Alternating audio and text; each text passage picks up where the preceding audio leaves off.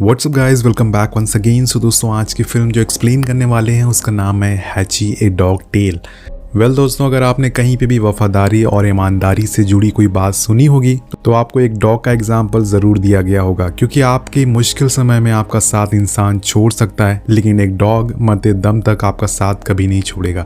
तो चलिए कहानी की शुरुआत करते हैं। मूवी की शुरुआत में हमें एक स्कूल दिखाया जाता है जहाँ क्लासरूम में सारे बच्चे अपने अपने हीरो के बारे में बातें करते हैं। इनमें से एक लड़की अपने हीरो कोलंबस के बारे में बोलती है।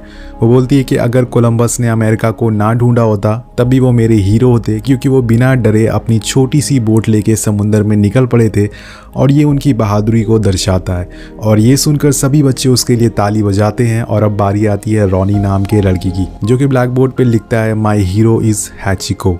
अब सब बच्चे सोच में पड़ जाते हैं कि ये असल में क्या लिख रहा है, जिसके बाद रॉनी बताता है कि हैची उसके दादाजी का एक डॉग था जिसके बारे में आज तक किसी को कुछ पता नहीं चला कि वो कहाँ से आया था। ये बोलते बोलते वो फ्लैशबैक में चला जाता है जहाँ पे वो सभी बच्चों को हैची की कहानी बताना शुरू करता है। और जिसके बाद हम एक छोटे से पपी को देखते हैं जिसे अपने नए मालिक के घर पार्सल करा जा रहा था। वो एक छोटे से केज में बंद होता है, लेकिन बीच रास्ते में ही उसका केज ओपन हो जाता है और वो वहाँ से भागते हुए रेलवे स्टेशन पे आ जाता है। और उस केज को ले जाने वाले को इस बात की ज़रा भी भनक नहीं होती कि वो पपी पिंजरे से बाहर आ चुका है। और दोस्तों, वही दूसरी तरफ विल्सन नाम का एक आदमी जो कि उस पपी को देख लेता है रेलवे स्टेशन पर। तो यहाँ हमें पता चलता है कि विल्सन जापान यूनिवर्सिटी में एक प्रोफेसर है, वो एक म्यूज़िक टीचर है। वो उस पपी को देखते ही गोद में उठा लेता है। अब विल्सन अपने आसपास देखता है लेकिन उसे ले जाने वाला कोई नहीं आता, जिसके बाद वो पपी को लेके स्टेशन मास्टर के पास जाता है। और यहाँ हमें पता चलता है कि प्रोफेसर को उस शहर में काफ़ी लोग जानते हैं, उसकी काफ़ी इज्जत भी है क्योंकि वो एक अच्छा म्यूज़िक टीचर भी है। और इसी स्टेशन से वो डेली अपने यूनिवर्सिटी जाता है। विल्सन उस पपी को स्टेशन मास्टर को देता है और कहता है कि कोई इसे अगर लेने आए तो उसे दे देना, लेकिन मास्टर मना कर देता है उस पपी को रखने के लिए और कहता है कि ये यहाँ सेफ नहीं है, आप इसे अपने साथ ले जाइए। और ये सुनकर विल्सन उसे लेके अपने घर आ जाता है और एक छोटे से कमरे में उसे छुपा देता है, क्योंकि वो नहीं चाहता था कि उसकी वाइफ केट को इस बारे में पता चले। क्योंकि दोस्तों, केट को डॉग्स बिल्कुल पसंद नहीं थे। लेकिन थोड़ी देर बाद केट उसे देख लेती है और हैरान होकर विल्सन से पूछती है कि ये हमारे घर में डॉग कहाँ से आया। तो विल्सन बताता है कि उसे ये स्टेशन पे मिला था और कल सुबह वो इसे कहीं दूर ले जाके छोड़ देगा। और अब अगली सुबह हम विल्सन की बेटी एंडी को देखते हैं, जिसे पपी बहुत ही पसंद आता है और वो अपनी मॉम से उसे घर में रखने की रिक्वेस्ट करती है। लेकिन केट उसे घर में रखने से बिल्कुल मना कर देती है, जिसकी वजह से विल्सन उसे लेके एक डॉग हाउस जाता है जहाँ पर सारे खोए हुए डॉग्स को रखा जाता था। लेकिन वहाँ का ओनर कहता है कि मैं इसे रख तो लूँगा लेकिन ये यहाँ पे सर्वाइव नहीं कर पाएगा क्योंकि ये बहुत ही छोटा है। और बोलता है कि तुम एक काम करो, तुम इसे किसी एनिमल लवर को दे दो और वो इसे अडॉप्ट कर लेगा क्योंकि ये दिखने में बहुत ही क्यूट है। अब जिसके बाद विल्सन के दिमाग में उसके एक एनिमल लवर फ्रेंड का ख्याल आता है और वो पपी को लेके उसके घर पहुंच जाता है। लेकिन वहां जाकर उसे पता चलता है कि उसके पास पहले से ही एक बिल्ली है, इसी वजह से वो पपी को रखने से मना कर देती है। अब विल्सन काफ़ी लोगों के घर जाता है इसी उम्मीद में कि शायद इसे कोई रख लेगा, क्योंकि ये बहुत ही छोटा है और विल्सन उसे कोई अनजान जगह छोड़ना नहीं चाहता। लेकिन उसे ऐसा कोई इंसान नहीं मिलता जो इसे रख सके, सभी लोग इसे रखने से मना कर देते हैं। और अब वो दोबारा स्टेशन मास्टर के पास जाता है यही उम्मीद लेके कि कहीं शायद इसका मालिक आया हो और इसे वापस लेने के लिए। लेकिन यहाँ भी उसकी उम्मीद टूट जाती है, कोई भी इसे लेने नहीं आया था। अब विल्सन पूरी तरह से निराश हो जाता है और वो इसे कहीं अनजान जगह छोड़ भी नहीं सकता था, जिस वजह से वो डिसाइड करता है कि वो उसे लेके अपनी यूनिवर्सिटी जाएगा, क्योंकि घर पे उसकी वाइफ उसे ये पपी रखने तो देगी नहीं। अब वो उस पपी को लेके अपनी यूनिवर्सिटी पहुंच जाता है जहाँ पे पपी उसके रिहर्सल के बीच में ही घूमने लगता है, जो देखने में काफ़ी क्यूट लगता है, जिस वजह से विल्सन भी उसे कुछ नहीं बोलता। अब क्लास ख़त्म होने के बाद विल्सन उसे लेके अपने केन नाम के एक जापानीज़ दोस्त के पास जाता है, क्योंकि उस पपी के गले में एक पट्टा था जिसमें जापानीज़ में कुछ लिखा हुआ था। और जिसे देखने के बाद केन उसे बताता है कि ये सेंट्रल जापान में रहा करता था और वो ये भी बताता है कि इस पर 8 नंबर लिखा हुआ है, जिसे जापान में हैची बोलते हैं। तो ये कोई मामूली ब्रीड नहीं है, ये बहुत ही ख़ास ब्रीड का डॉग है। ये सुनकर विल्सन उसे बोलता है कि एक काम करो, तुम ही इसे रख लो। लेकिन केन कहता है कि इसने अपने मालिक को पहले ही चुन लिया है, मतलब कि विल्सन को, और जिसके बाद वो अपने मालिक के साथ ही रहना पसंद करेगा। अब इतनी भाग दौड़ के बाद विल्सन के पास अब कोई ऑप्शन नहीं बचता, उसे मजबूरन हैची को अपने घर पर रखना पड़ता है। लेकिन यहाँ उसे ज़रा भी अंदाज़ा नहीं होता कि आगे चलकर हैची उसकी पूरी ज़िंदगी बदल देगा। वेल गाइस, अब आगे हम देखते हैं कि अब घर आकर केट को वो सारी कहानी बताता है कि कोई भी इसे अडॉप्ट नहीं करना चाहता, इसलिए मैं इसे वापस ले आया हूँ। और विल्सन बताता है कि मैंने हैची नाम के बहुत सारे पोस्टर रोड पर चिपका दिए हैं, मे भी इसे कोई पहचान ले और इस लेने आ जाए। केट बोलती है कि इतनी जल्दी तुमने इसका नाम भी रख लिया, वाह। अब वो दोनों बात कर ही रहे होते हैं कि तभी कुछ टूटने की आवाज़ आती है, और जब दोनों घर के बाहर जाते हैं तो वहाँ हैची ने केट का एक प्रोजेक्ट तोड़ दिया था जिसे वो बहुत दिनों से बहुत ही मेहनत करके बना रही थी। अब केट को ये देख के बहुत ही गुस्सा आता है और वो विल्सन से गुस्से में बोलती है कि इसे घर के बाहर ले जाओ, और बोलती है कि आज के बाद इसे घर के अंदर मत लाना। अब विल्सन के पास कोई चारा नहीं बचता, इसलिए वो उसे लेके घर के बाहर जाता है और स्टोर रूम में रख देता है। अब एक रात दोस्तों बहुत ही तेज़ बारिश होती है और अचानक से विल्सन की आँख खुल जाती है और उसे हैची की याद आती है। वो बाहर बारिश में भीग रहा होगा। वो अपनी वाइफ को बिना बताए स्टोर रूम जाता है और हैची को घर के अंदर लेके आता है, और यहाँ पर वो इंटरनेट पर हैची के बारे में कुछ रिसर्च करता है, जिससे उसे पता चलता है कि इस डॉग का ब्रीड ज़्यादातर जापान में पाई जाती है और ये पहला ब्रीड है जिसे इंसानों ने दोस्ती करी थी। अब ये देखकर विल्सन काफ़ी खुश होता है और काफ़ी स्पेशल फील करता है कि वो कितना लकी है हैची ने उसे चूज़ करा है। इसके बाद वो टीवी देखते देखते सो जाता है, और जब केट उठती है तो वो देखती है कि वहाँ विल्सन नहीं है।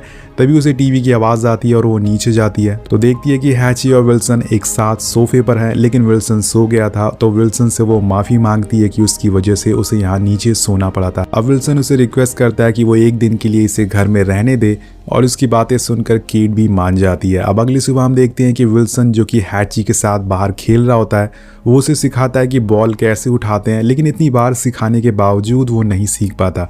जिसके बाद विल्सन खुद एक डॉग बन जाता है और उसे बताता है कि बॉल कैसे उठाते हैं। अब थोड़ी देर बाद वहाँ उसकी बेटी आ जाती है और वो भी हैची के साथ खेलने लगती है, और इसी बीच केट के पास एक कॉल आता है जिसमें एक आदमी बोलता है कि वो उस पपी को अडॉप्ट करना चाहता है। लेकिन जब वो देखती है कि विल्सन और उसकी बेटी हैची के साथ बहुत ही खुश है, वो उसे ये कह के मना कर देती है कि उस डॉगी को किसी ने अडॉप्ट कर लिया है। और अब केट भी नहीं चाहती थी कि हैची यहाँ से जाए। उसे हैची को अपना लिया था और अपने साथ रखने का फैसला कर लिया था। और जिसके बाद हमें दिखाया जाता है कि हैची अब काफ़ी बड़ा हो चुका है और उसके और विल्सन के बीच में अब काफ़ी अच्छी बॉन्डिंग हो चुकी है। वो दोनों हमेशा एक साथ रहते हैं और सुबह होते ही हैची विल्सन के साथ खेलना शुरू कर देता है। कुछ दिन बीत जाते हैं और प्रोफेसर हर बार की तरह अपने कॉलेज के लिए सुबह जाने लगते हैं और गेट को लॉक कर देते हैं ताकि हैची बाहर कहीं ना जा सके। अब उनके जाने के थोड़ी देर बाद हम देखते हैं कि हैची एक घर के बगीचे को खोद कर वहाँ से बाहर आ जाता है और भागते हुए रेलवे स्टेशन पहुँच जाता है। लेकिन तब तक विल्सन ट्रेन में बैठ चुके होते हैं। लेकिन जब उनकी नज़र बाहर पड़ती है तो वो देखते हैं कि हैची स्टेशन पर खड़ा है। वो हैरान हो जाते हैं और फ़ौरन ट्रेन से उतरकर उसके पास जाते हैं और बोलते हैं कि जाओ, तुम घर जाओ यहाँ से, मुझे काम पर जाना है। लेकिन हैची उनकी बात नहीं सुनता और वहीं खड़ा रहता है। उसकी ज़िद के आगे विल्सन हार जाते हैं और मजबूरन उन्हें ट्रेन छोड़कर हैची को लेकर घर आना पड़ता है। और आते ही विल्सन उस गड्ढे को सही करने लगते हैं और ये करते हुए उसे केट देख लेती है और बोलती है कि तुम यहाँ क्या कर रहे हो, तुम्हें तो कॉलेज में होना चाहिए था। वो बोलता है कि हाँ, लेकिन हैची की वजह से मुझे ट्रेन छोड़नी पड़ी। केट उससे बोलती है कि तुम जाओ और दूसरी ट्रेन पकड़ लो, मैं यहाँ हैची का ख्याल रख लूँगी। जिसके बाद हम देखते हैं कि केट और हैची एक साथ टाइम स्पेंड करते हैं और हैची केट को अलग अलग एंगल से देखता है और मस्ती करता है। अब शाम हो जाती है और विल्सन के घर आने का समय हो जाता है और यहाँ पर हैची जैसे ही ट्रेन की आवाज़ सुनता है वो भागते हुए रेलवे स्टेशन पहुँच जाता है और जाके एक जगह चुपचाप जाके बैठ जाता है और विल्सन का इंतज़ार करने लगता है। दूसरी तरफ से जैसे ही विल्सन आता है वो उसे देख के बहुत ही खुश होता है और उसके साथ वहीं खेलना शुरू कर देता है। ये सीन देख के आपको अंदाज़ा हो गया होगा कि अब हैची और विल्सन दोनों एक दूसरे के बिना रह नहीं सकते। और इसी तरह से दिन, महीने और साल बीत जाते हैं। आगे हम देखते हैं कि आज विल्सन की बेटी एंडी की शादी है और वहीं हैची भी बैठा होता है जो कि शादी के मज़े ले रहा था। अब एक दिन विल्सन अपने दोस्त केन के पास जाता है और उसे बताता है कि मैं जब भी हैची को बॉल फेंकता हूँ तो वो कभी भी बॉल वापस उठा के नहीं लाता, ऐसा क्यों होता है। तो वो बताता है कि ये कोई मामूली ब्रीड का डॉग नहीं है, आमतौर पर ये बॉल वापस नहीं लाएगा, लेकिन जिस दिन इसने ऐसा किया तो समझ लेना कि वो कोई खास वजह से ऐसा कर रहा है। ये सुनकर विल्सन बोलता है कि मैं इस चीज़ का पता लगा के रहूँगा कि ऐसा क्यों नहीं करता है। अब नेक्स्ट डे जब विल्सन काम पर जा रहा होता है तो वो हैची को जानबूझकर दिखाने की कोशिश करता है कि वो काम में जा रहा है ताकि वो उनके पीछे पीछे आए और हैची भी ऐसे ही करता है। वो स्टेशन पहुँच जाता है और जब विल्सन उसे कहता है कि अब तुम घर जाओ तो वो चुपचाप वहाँ से घर चला जाता है। लेकिन जैसे ही शाम होती है वो दोबारा दोबारा से जाके स्टेशन के बाहर बैठ जाता है और उसे देख विल्सन बहुत खुश होता है। अब दोस्तों हर रोज़ इसी तरह से यही सिलसिला चलता रहता है। हैची उसे छोड़ने ले जाता था और विल्सन जब वापस आता था तो वो हैची को लेके घर आता था और दोनों हमेशा एक साथ रहते थे और विल्सन खुद से ज़्यादा हैची को अपना समय देता था। अब सर्दियों का मौसम आ जाता है और बर्फ़ गिरने चालू हो जाती है। एक दिन एंडी विल्सन के पास आती है और उसे बताती है कि वो प्रेग्नेंट है। ये सुन के विल्सन बहुत खुश होता है और उसे गले मिलते हुए ये देखकर हैची भी बहुत ही खुश होता है। एक दिन हर रोज़ की तरह विल्सन कॉलेज के लिए जा रहा होता है और वो सुबह हैची को बोलता है कि चलो आई एम रेडी, लेकिन हैची उनके साथ जाने से मना कर देता है और उसे दूर भागने लगता है। अब ये देखकर विल्सन काफ़ी हैरान हो जाता है, उसकी वाइफ भी हैरान थी। विल्सन उसे करीब जाता है और उसे प्यार से बोलता है कि चलो मेरे साथ, लेकिन वो फिर भी उसके साथ चलने के लिए मना कर देता है। अब विल्सन वहाँ से जाने लगता है क्योंकि उनकी ट्रेन का टाइम हो चुका था। वो एक आखिरी बार हैची से पूछता है कि चलोगे मेरे साथ या नहीं, लेकिन वो कुछ नहीं बोलता। लेकिन जैसे ही विल्सन निकलते हैं हम देखते हैं कि हैची अपने मुंह में वही बॉल पकड़ता है जिसके साथ वो विल्सन के साथ खेला करता था।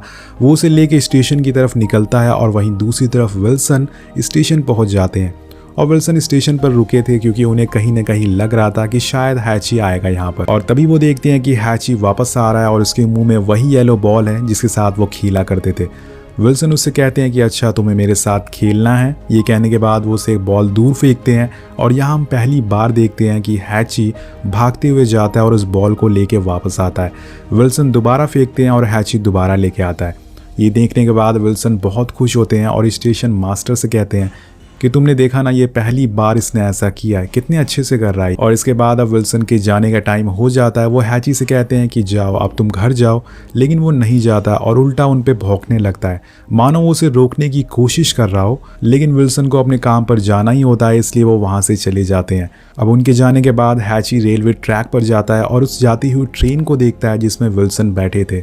उसे ऐसा करते हुए आज हम पहली बार देखते हैं और मानो उसे लग रहा हो कि आज कोई उससे बहुत दूर जा रहा हो, बहुत ही दूर। अब इसके बाद हैची घर आ जाता है और इधर हम विल्सन को देखते हैं जो अपने स्टूडेंट के साथ बातें कर रहे होते हैं। वो उन्हें म्यूजिक के बारे में समझा रहे होते हैं और उनके हाथ में वही बॉल होती है जो हैची लेके आया था। तभी विल्सन को कुछ अच्छा फील नहीं होता, इसलिए वो अपने स्टूडेंट के पास जाके बैठ जाते हैं और थोड़ी देर बाद अचानक से वो ज़मीन में गिर जाते हैं और फिर हमें पता चलता है कि विल्सन अब इस दुनिया में नहीं रहे। उनको दिल का दौरा पड़ा है जिसकी वजह से उनकी मौत हो गई है। और दोस्तों यहाँ पर आपको केन की कही हुई बात का मतलब समझ आ जाता है जो उसने विल्सन से कहा था, जिस दिन हैची तुम्हारी फेंकी हुई बॉल वापस लाएगा उस दिन कोई खास वजह होगी।